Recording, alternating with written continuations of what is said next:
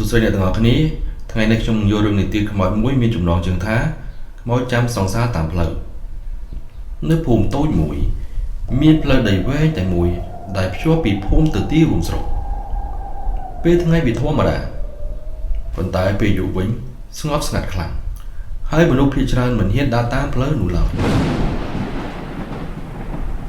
គេនិយាយតគ្នាថាមានខ្មោចស្រីម្នាក់តែងតែឈរចាំនៅក្បែរដើមឈើចាស់ធំមួយ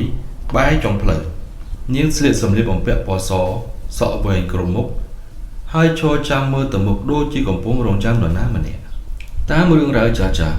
នាងធ្លាប់ជាស្រីស្អាតម្នាក់នៅភូមិនោះនាងស្រឡាញ់បរិសម្នាក់ហើយគេទាំងពីរបានសន្យាគ្នាថានឹងជួបគ្នានៅកន្លែងដើមឈើធំនោះនៅយប់ពេញប្រច័ណ្ឌប៉ុន្តែយប់នោះបុរសនោះមិនបានមកឡើយហើយនាងក៏បាត់ខ្លួនទៅដោយអថកម្បាំងពេលក្រោយគេឮថានាងបានស្លាប់ដោយសោកស្ដាយនឹងការរងចាំ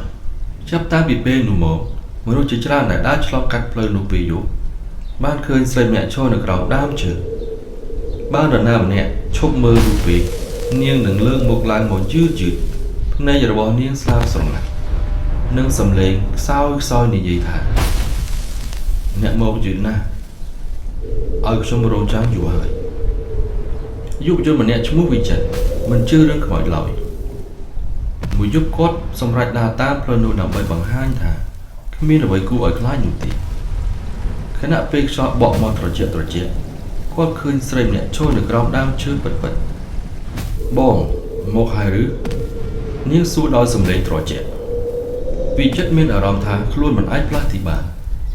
ជើងរឹងដូចត្រូវគេចាប់ស្រីនោះដើរមកជិតប៉ុន្តែមុខរបស់នាងនៅតែគ្របដោយសក់វែងពេលនាងងើបមុខឡើងភ្នែកនាងមិនមានពណ៌សឬខ្មៅទេគឺងងឹតដូចរូងជ្រៅមួយភ្លាមនោះសំឡេងខ្យល់បក់ខ្លាំងហើយភ្លើងចង្កៀងតាមផ្លូវរលត់ទាំងអស់ពេលភ្លើងភ្លឺឡើងវិញ